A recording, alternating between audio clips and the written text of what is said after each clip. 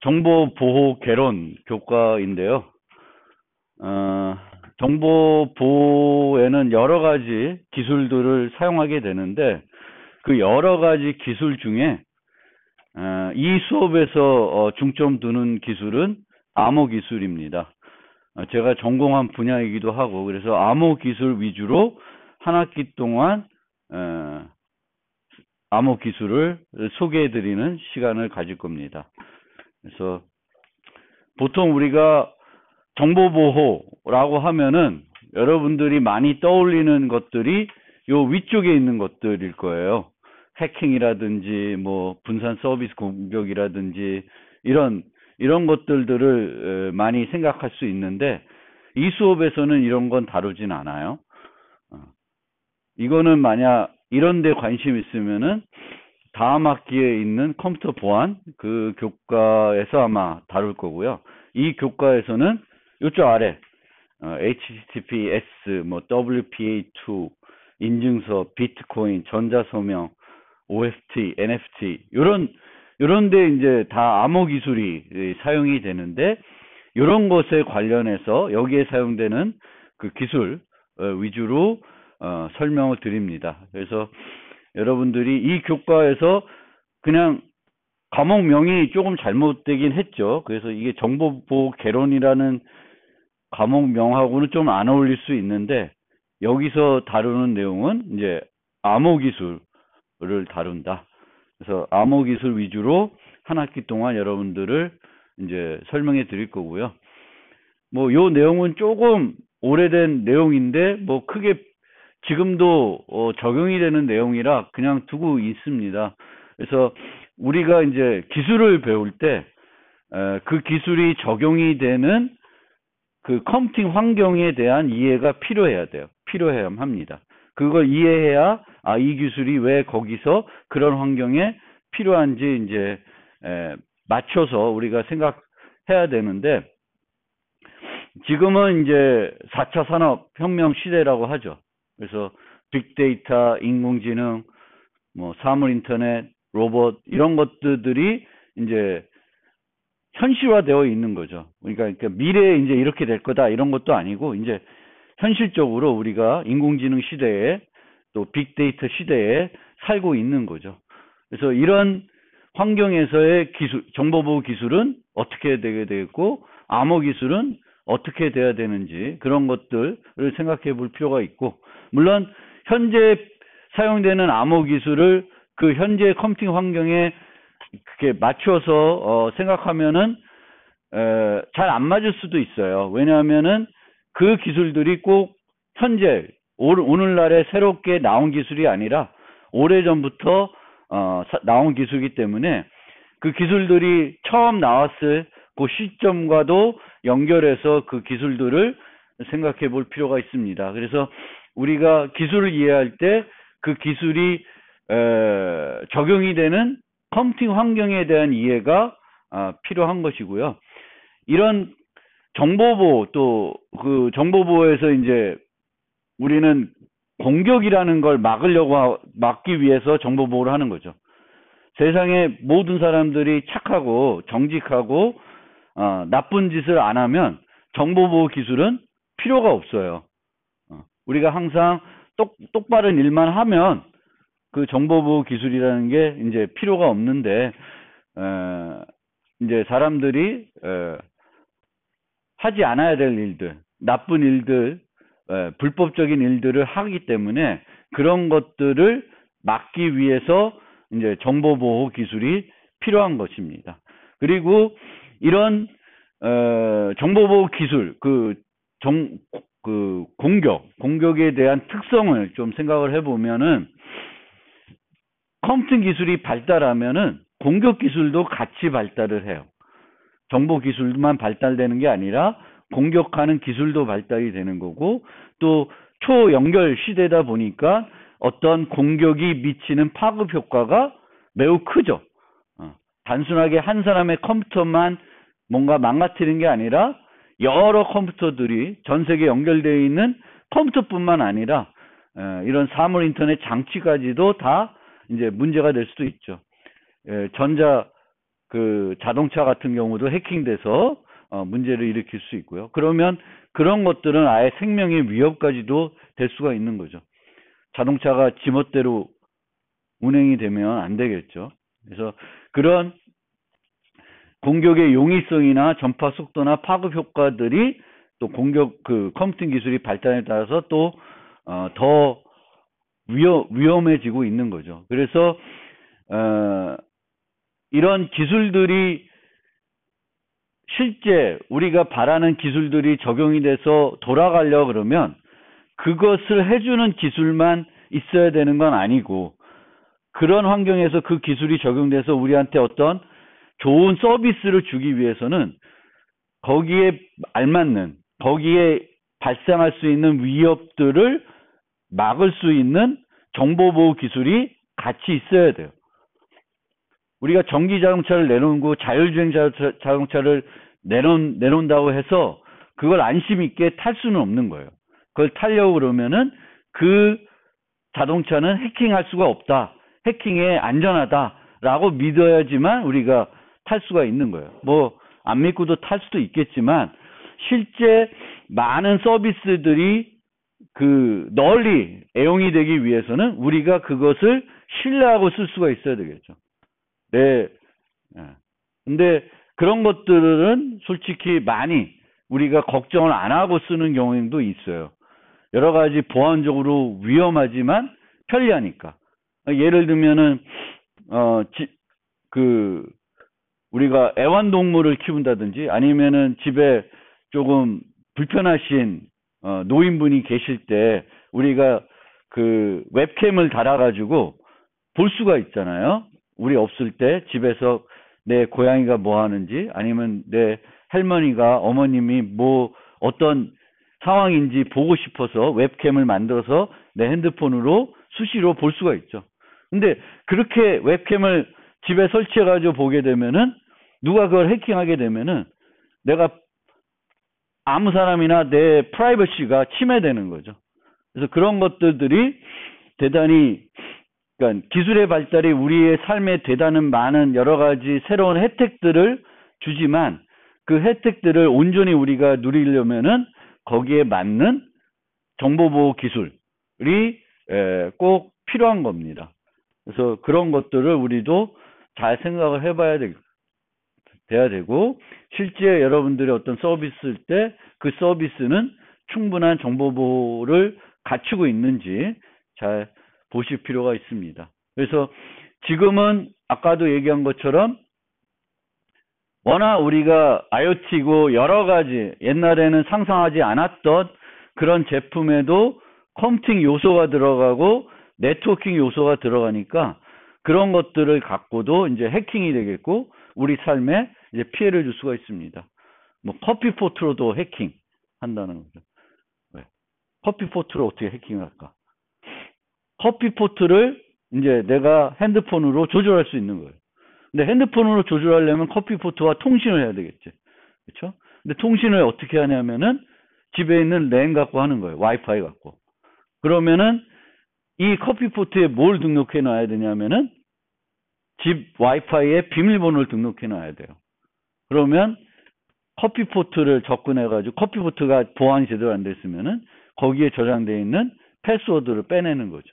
그러면 AP를 이제 해킹할 수가 있게 되는 거고, AP를 해킹하게 되면은 집안에 있는 여러 또 다른 장치들을 또 접근할 수 있게 되는 그런 여러 가지 문제가 되는 겁니다. 그래서 뭐 로봇 청소기 뭐 하여튼 요즘은 이제 집에 전자제품들이 많고 그 전자제품들을 좀 더 스마트하게 만들기 위해서 네트워킹 요소를 연결해 가지고 어떤 핸드폰하고 연동해 가지고 쓸 수 있게 해주는데 그게 또 다른 어떤 보안 위협이 되는 거죠.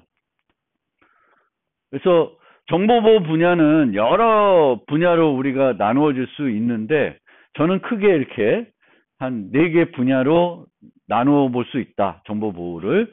그래서 프로그램 보안은 이제 소프트웨어가 허점을 가지지 않도록 하는 거예요. 허점을 안 가지고. 왜냐하면 소프트웨어가 허점을 가지면 우리가 그 허점을 이용해서 해킹을 할 수가 있는 거죠. 그리고 바이러스를 심을 수도 있고 여러 가지 문제가 있어서 이 소프트웨어들이 우리가 프로그램을 개발할 때 그 프로그램이 갖춰야 되는 기능만 갖춘다고 이제 되는 게 아니라 얘가 허점을 안 갖게끔 만들어 놔야 그 내가 만든 소프트웨어를 사람들이 쓸 때 그거를 악용해 가지고 또 여러분 컴퓨터에 나쁜 짓을 못하게 해야 되는 거죠. 그래서 이제 방어 프로그래밍, 디펜시브 프로그래밍, 스퀘어 프로그래밍이라는 거는 소프트웨어를 만들 때 얘가 어떤 보안의 허점이 없도록 만드는 거예요. 기능은 당연히 갖춰야 되겠죠. 기능은 갖추되 보안 허점도 없게끔, 메모리를 뭐 리크 안 하게끔 뭐 여러 가지 장치들이 있는데, 그래서 이제는 소프트웨어 만드는 것도 이런 것까지 알아야 되니까 더 힘든 거죠. 많은 경우에는 이런 거 신경 안 쓰고 그냥 기능 구현에 더 하는데, 실제적으로는 기능만 잘 구현해야 되는 건 아니고 그 소프트웨어가 신뢰를 주기 위해서는 안전한 프로그래밍이 돼야 되죠. 다른 공격자들이 악용할 수 없는 요소들을 갖고 있어야 됩니다. 그래서 이렇게 개발자 입장에서는 이제 디펜시브 프로그래밍, 스퀘어 프로그래밍을 할 줄 알아야 되는 거고, 보안적인 입장에서는 기존 소프트웨어들을 분석해서 혹시 이 소프트웨어가 허점을 갖고 있는지 아닌지 분석할 수 있어야 되겠습니다. 이거는 이제 프로그래밍 언어를 전공하신 분들이 보안 전공하신 분들보다는 더 많이 해요. 프로그래밍 그 언어를 전공하신 분들이 언어를 분석해서 코드를 분석해서 그 코드에 뭔가 허점이 있는지를 찾아내고 이런 쪽으로 하고 있습니다. 저는 이런 쪽으로 안 해봤고, 그 다음에 이제 시스템 보안이라고 하는 거는 시스템에, 그게 컴퓨터가 됐든 어떤 장치가 됐든 공격자가 침입에 성공했어요. 침입에 성공했다는 거는 뭔가 접속이 돼가지고 그거를 통제할 수 있는, 아니면 그 안에 있는 내용들을 공격자가 볼 수 있는 상태가 된 거죠. 그런 상태를 탐지하거나 못 들어오게 막는 그런 보안을 우리가 시스템 보안이라고 합니다. 시스템 보안. 시스템 보안이고, 그 다음에 네트워크 보안은 결국은 이제 네트워크를 통해서 공격자들이 실제 기기를 습득해가지고 공격한다기보다는 이제 네트워크로 접속을 해가지고 이제 하게 되는데, 그 네트워크로 전달되는 통신 메시지들, 우리 뭐 패킷이라고 하는데, 이 통신 메시지들을 분석해가지고 잘못된 패킷이 있는지를 파악해내는 그런 부분들이 이제 네트워크 보안입니다. 그러니까 네트워크 보안은 통신 메시지를 보고 뭔가 조치를 취하는 게 되겠고, 이 네트워크 보안 중에 우리가 이제 실제 서비스를 할 때 프로토콜을 만들어서 서비스를 하겠죠. 웹 서버와 브라우저 간에는 HTTP 프로토콜 갖고 통신을 해서 우리가 이제 브라우저를 쓰는 거죠. 웹 페이지들을 볼 수 있는 거고, 그런 HTTP 프로토콜이 있고, 이거를 여기에 있는 보안 문제를 조금 극복하고자 HTTPS를 또 쓰죠. HTTPS라고 하는 거는 우리가 주고받는 웹서버와 브라우저 주고받는 것을 암호화해서 다른 사람들은, 제3자들은 못 보게 하는 거예요. 그래서 그런 거는 이제 통신 프로토콜의 보호가 될 거고, 이 부분에 대해서는 이제 암호 기술이 많이 활용이 됩니다. 그래서 이 부분은 이번 학기 수업에서 많이 다루게 될 거고요. 그 다음에 이제 응용들이 있고, 그 응용들이 갖춰야 된 보안 요구사항이 있을 수 있어요. 그래서 이 응용의 보안 요구사항을 갖추기 위해서 또 암호 기술을 많이 씁니다. 예를 들면 전자선거를 만든다. 전자선거를 한다. 그러면 전자선거는 일반적인 선거가 갖춰야 되는 요구사항을 다 갖춰야 되겠죠. 예를 들면 1위는 한 표만 행사할 수 있어야 되면은 저사용자는 한 표만 행사하게끔 뭔가 통제할 수 있는 수단이 있어야 되겠죠. 그런 것들을 이제 제공하기 위해서 또 암호 기술을 많이 쓰게 됩니다. 그래서 크게 이렇게 프로그램 보안, 시스템 보안, 네트워크 보안, 응용 보안 이렇게 나눠지는데, 여기 빨갛게 되어 있는 요 두 부분이 주로 이제 암호 기술을 사용해서 보호하는 하게 되겠고, 그 부분에 대해서 이제 이번 학기에 잘 많이 설명해 드릴 것이고요. 컴퓨터 정보보호 분야에는 이런 거 말고도 기타적으로 컴퓨터 포렌식이라든지 이런 것들이 있어요. 근데 컴퓨터 포렌식 쪽으로도 관심 있는 분들이 또 있긴 있는 것 같아요.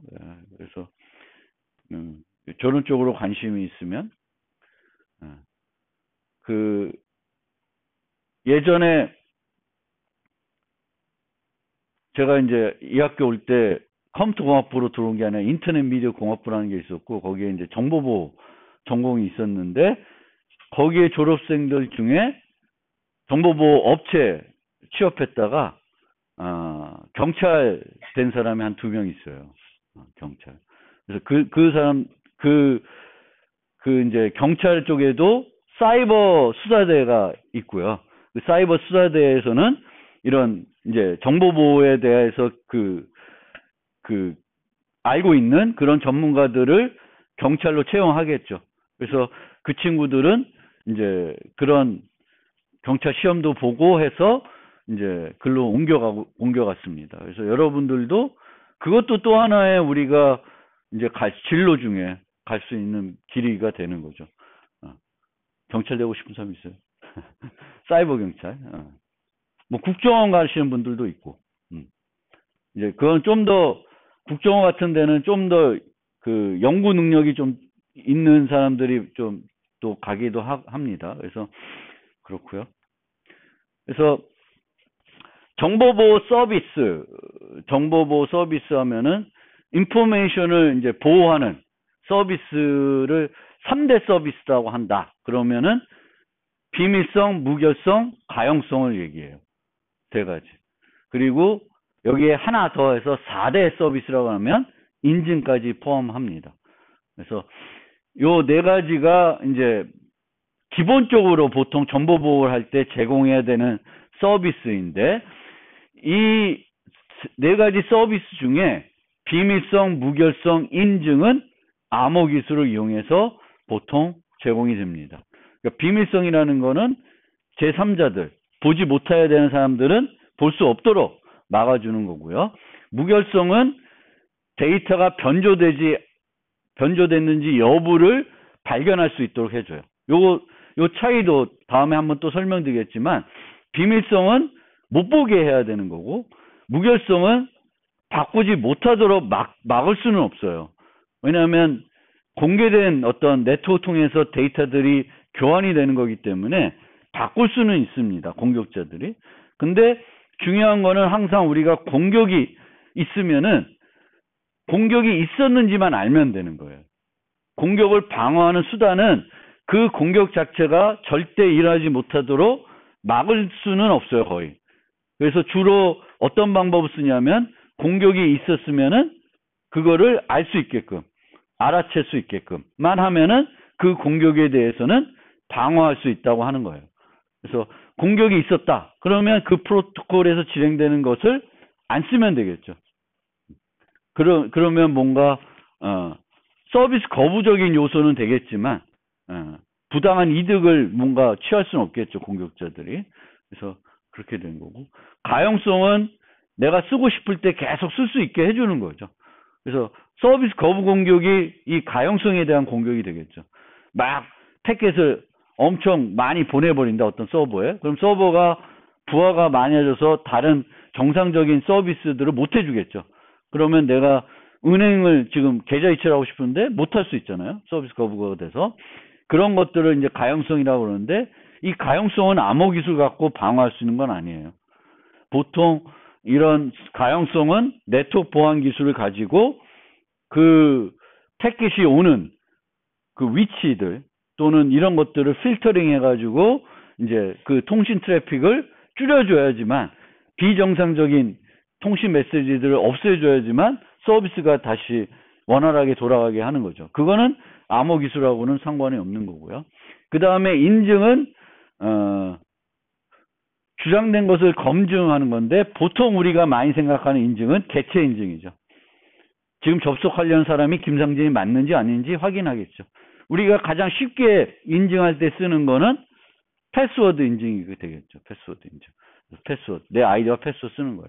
그리고 내 아이디와 패스워드를 보호하기 위해서 그냥 통신으로 내 아이디와 패스워드가 그냥 날아가는 걸 막기 위해서 HTTPS를 써야 되는 거죠. HTTPS를 안 쓰는 사이트에 가서 계정명과 패스워드 치는 거는 대단히 바보 같은 거예요. 왜냐하면 그거는 그냥 패스워드를 전 세계에 알려주는 꼴이 되는 거니까 항상 HTTPS가 되어 있는 사이트에 가서 계정명과 패스워드를 쳐야지 그나마 그래도 안전한 겁니다. 근데 어쨌든 이 4대 정보보호 서비스에서 세 가지가 이번 학기에 여러분들이 배울 암호 기술하고 관련이 되어 있습니다.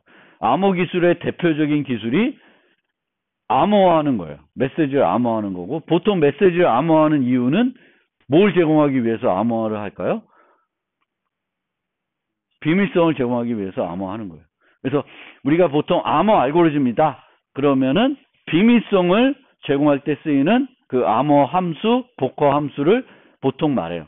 그게 옛날 로마 시대, 뭐 그리스 시대부터 군사적으로 계속 메시지를 어떤 방법을 써든 암호화해서 교환을 했었습니다. 지금에 와서는 이제 컴퓨터 알고리즘 갖고 하겠지만 예전에는 또 장치 갖고도 했고요. 그래서 그렇게 해갖고 지금에 와서는 그런 메시지를 비밀성을 보장하기 위한 알고리즘 말고도 여러 가지 전자서명이라든지 해시 함수라든지 여러 가지 알고리즘들을 써서 다양한 보안 서비스들을, 정보보호 서비스들을 제공하고 있습니다. 그래서 이번 학기에 제가 설명드릴 강의 여러분들이 배울 내용은 암호 기술에 초점을 뒀고, 이 암호 기술의 핵심이라보다는 아주 기본적인 암호 기술 도구, 우리가 쓰이는 도구는 암호 알고리즘입니다. 암호 알고리즘에는 우리가 옛날부터 썼던 비밀성을 보장하는 암호 알고리즘도 있고, 요즘 쓰는 해시 함수, 뭐 전자서명, 맥 함수, 뭐 여러 가지 것들이 있습니다. 그리고 이런 암호 알고리즘 이용해서 우리가 하는 프로토콜, 통신 프로토콜을 보호하기 위해서 암호 프로토콜을 설계를 하고 사용하게 되는데, 이런 암호 프로토콜 설계하고 분석하는 방법들도 이제 여러분들이 설명드립니다. 그래서 우리가 여러분들이 실제 사용하고 있는 여러 가지 것들이 이제 암호 기술을 실제 쓰고 있어요. 와이파이에서 여러분들이 지금 보통은 WPA2를 쓰고 있을 거예요. 집에서 쓰는 그 AP 같은 경우에는. 학교는 쓰진 않죠. 학교는 여기는 없구나. 이 방 안에는 없구나. 이 무선 AP와 나랑 인증하는 게 아니라 그걸 통해서 저기 학교에 있는 서버하고 여러분들 아이디를 갖고 인증을 하는 거예요. 여러분들이 입력한 그 아이디와 또 거기에 여러분들이 맥 주소, 컴퓨터 맥 주소를 등록해 놨으면 그걸 검사를 하겠고, 집에서는 보통 맥 검사를 하기보다는 그냥 여러분들 이제 커피숍 가가지고 이렇게 아이디 받아서 이렇게 입력하자 해서 로그인하죠. 그때 이제 쓰는 게 WPA2고요. 그 WPA2에도 이제 여러 가지 암호 기술이 들어가 있습니다. 그래서 접속하게 되면은 그 다음부터는 그냥 메시지를 주고받는 게 아니라 AP랑 여러분들 노트북하고 또는 핸드폰하고 메시지를 암호화해서 교환을 합니다. 뭐 그게 얼마나 의미가 있는지는 모르겠지만 그렇게 하고 있어요. 그래서 여러 가지 여러분들이 실제 쓰는 서비스에 많은 암호 기술들이 사용이 되고 있고, 그런 암호 기술들을 이번 학기 지나고 나면 어느 정도 이해하게 됩니다. 그래서 이 정도는 솔직히 컴퓨터 공학도가 이해하고 있어야 좋을 것 같아요. 그래서 뭐 이런 정보보호 개념 뭐 이렇게 이제 이번 학기에 여러분들 어쨌든 여기 갖고 설명드리면은 이제 여러분들 중에 정보보호를 실제 정보보호 쪽으로 일을 하고 싶은 분들도 있을 것 같아요. 극소수이겠지만 이제 그런 분들한테는 되게 중요한 교과가 될 거예요. 근데 내가 정보보호 쪽으로 일할 거는 아니다. 일반적인 이제 컴퓨터공학과 개발자로 일할 거다라고 하더라도 기본적으로 정보보호에 대한 기초적인 지식은 갖고 있어야 된다고 알고 저는 생각하고요. 기본적인 기초 지식을 이제 이번 학기 특히 정보보호 중에 암호기술과 관련된 기초 지식은 이제 이번 학기에 이제 여러분들이 배우게 될 거고요. 또 이거 배우다 보니까 재미있고 흥미가 있어. 그러면 이쪽으로 좀 더 학습하려고 대학원 쪽으로 이런 정보보호 쪽으로 진학을 해가지고 또 길을 열어갈 수도 있죠. 지금 당장은 뭐 그런 생각이 없을 수 있는데 이 수업을 듣고 나니까 보통 4학년 과목들이 그런 과목들이에요. 4학년 과목들이 여러분들이 대학원을 간다든지 아니면은 대학원 안 가더라도 어떤 특정 분야로 진출할 때 필요로 하는 어떤 것들에 대한 기초적인 것들을 이렇게 조금 맛보기로 보여주는 과목들이 이제 4학년 과목들인 거예요. 보통 일반적인 4학년 과목들이. 그래서 이 과목도 그런 성격을 갖고 있습니다. 그래서 컴퓨터 공학도들이 이제 알아야 되는 것들이고요. 그래서 그렇게 생각하시면 되겠고, 수업 특성은 뭐 제 수업 대부분 처음은 아닌 것 같아요. 많은 분들은 이제 제 수업 특성을 알고 있으니까 이제 그 교재는 개인 교재 쓰고요. PPT 나가고 강의한 내용은 녹화해가지고 유튜브 올리고 EL에 올리고 다 예전하고 동일합니다. 근데 요번에 처음으로 전체를 한꺼번에 다 모아가지고 한 번에 올려놨어요. 그래서 교재도 책같이 이렇게 해가지고 다 올렸고 슬라이드도 한꺼번에 다 올려놨어요. 그리고 이제 주차별로도 계속 올릴 거예요. 근데 이 한꺼번에 올린 거는 이제 방학 때 제가 준비하면서 이렇게 다 정리한 거라서 혹시 이제 계속 강의하다가 조금은 주차별 나가는 슬라이드나 교재가 바뀔 수도 있어요. 근데 미리 그래도 전체 버전을 드리면은 크게 안 바뀔 거니까 그게 또 편하신 분들이 있다고 하는 것 같아서 전체 버전을 앞에 미리 드렸고요. 컴퓨터 네트워크에 대한 기본적인 개념은 좀 알고 계시면 될 거, 알고 계시기 필요한데 어차피 컴퓨터 네트워크가 필수니까 다 들었을 거예요. 그래서 TCP, IP 뭐 이런 개념들은 기본적으로 알고 계실 것 같고요. 그리고 이 수업은 이제 그냥 순수 이론 과목이라 중간 기말 시험 이론 시험이 여러분 점수에 결정적인 역할을 한다. 다른 것들도 있지만 결국은 중간 시험, 기말 시험 두 번 볼 거고 그 중간 시험과 기말 시험의 점수들이 여러분 성적에 반영이 될 겁니다. 그리고 퀴즈가 이해를 통해서 매주 나간다기보다는 장이 끝날 때마다 나갈 거고요. 퀴즈는 과제는 매주 나갈 거예요. 매주 연습 문제 푸는 과제들이 매주 나갈 겁니다.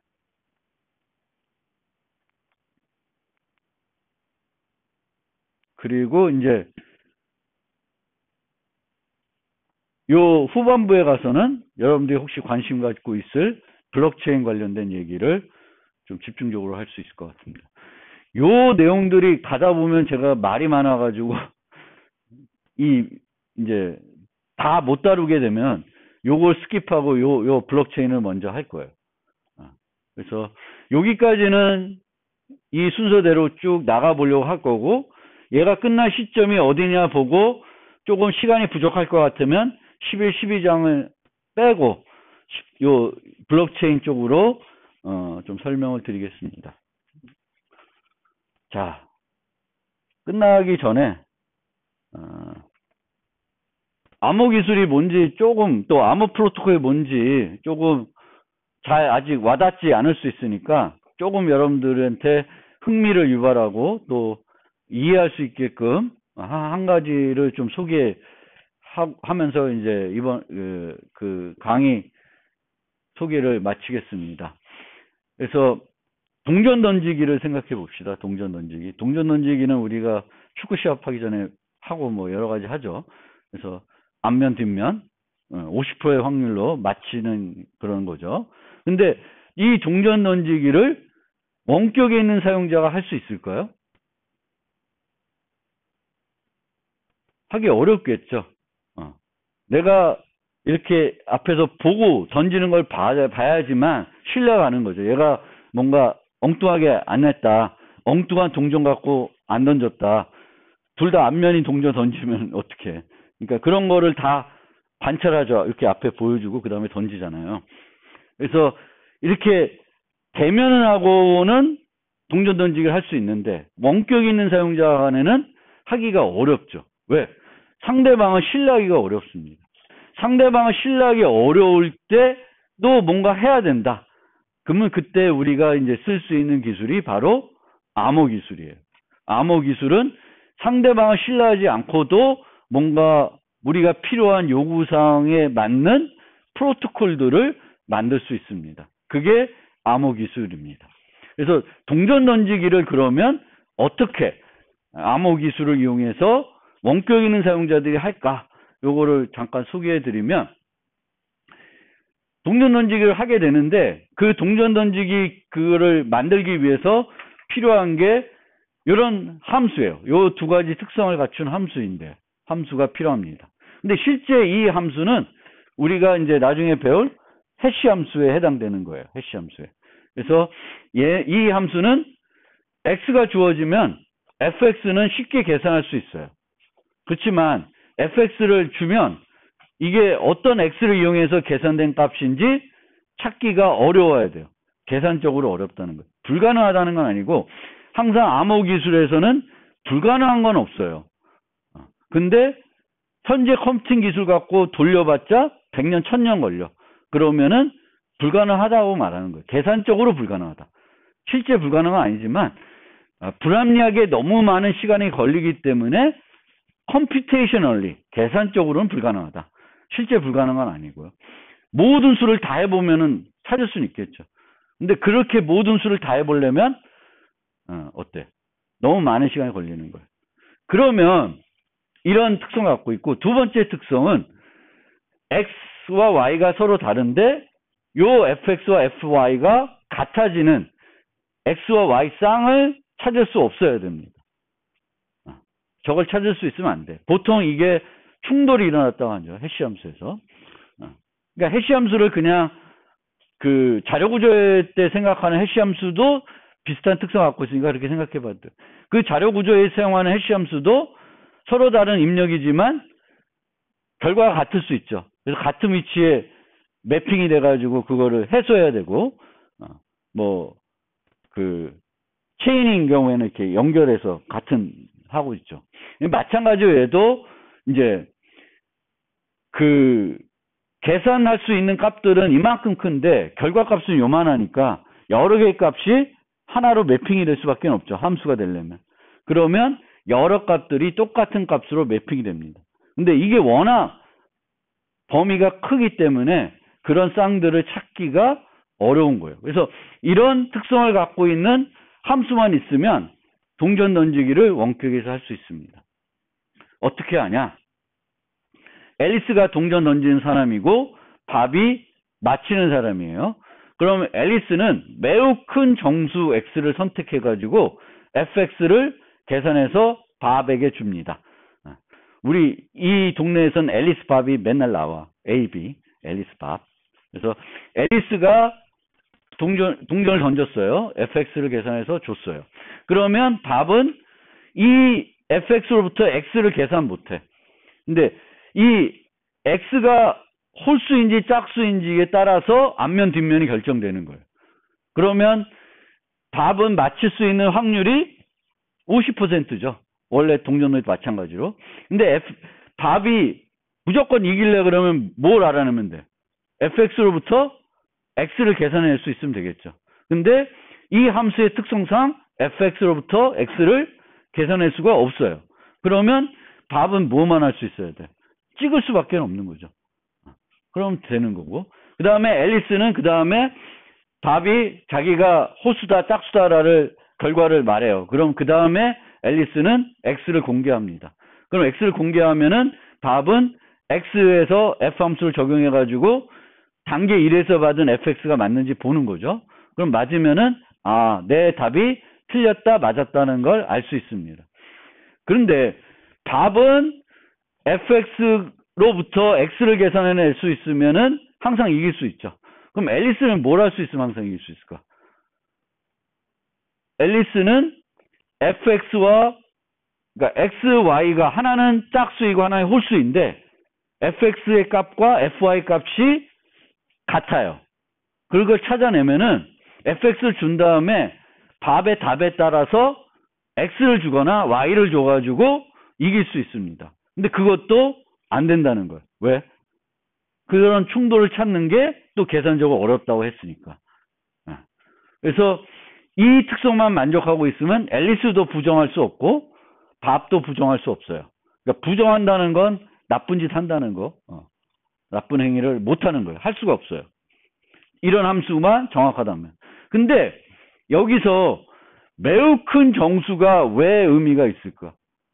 1에서 10까지 수 갖고 한다. 그럼 어떤 문제가 있을까? 그렇죠. 다 해볼 수 있어요. 그러니까 매우 큰 정수가 돼야 되는 이유는 다 못 해봐야 돼. 다 해보기에는 너무 어려워야 되는 거예요. 그래서 다 해봐서 x가 뭔지를 찾아낼 수 있으면 안 돼. 그래서 1에서 10까지 수 갖고 하자 그러면 그거는 아니에요. 바보 같은 거예요. 왜냐하면 내가 계산된 것들이 한두 개밖에 안 돼. 몇 개밖에 안 돼. 그러면 다 해보면 돼. 근데 매우 큰 정수, 그래서 그 정수가 뭐 1024비트, 엄청나게 큰 정수면은 그걸 다 해보려면 한 100년 걸리는 거예요. 현재 컴퓨팅 기술 갖고도. 워낙 경우의 수가 많으니까. 그래서 이 fx라는 함수가 있으면은 이런 동전 던지기, 실제 우리가 생각할 때에는 원격인 사용자 간에는 할 수 없을 것 같은 것들을 할 수 있게 해주는 게 암호 기술이고 암호 프로토콜입니다. 그리고 거기에 이제 이런 fx 같은 알고리즘들을 사용하게 됩니다. 이게 이제 암호 프로토콜이고요. 어떻게 생각하면 재밌어요. 재미있는데 그 수요가 떨어진 것처럼 실제 아주 깊게 들어가면은 학문적으로는 대단히 어렵습니다. 어려운데 제가 조금 그래도 어려운 부분들을 빼고 설명드리려고 노력하는데 그래도 어렵게 느끼시는 것 같아요. 여러분 선배들이. 근데 한번 그거를 이렇게 조금 그래도 한 학기 배우고 나면은 어디 가서 블록체인은 뭔지, 비트코인 뭔지는 올바르게 설명하실 수 있을 거예요. 이 수업을 듣고 나면 비트코인은 이런 거구나 라는 건 확실히 여러분들이 제대로 친구들이나 부모님한테 설명할 수 있을 것 같습니다. 그래서 오늘 설명은 여기까지 하고 내일부터 이제 본격적으로 챕터별로 설명을 하겠습니다.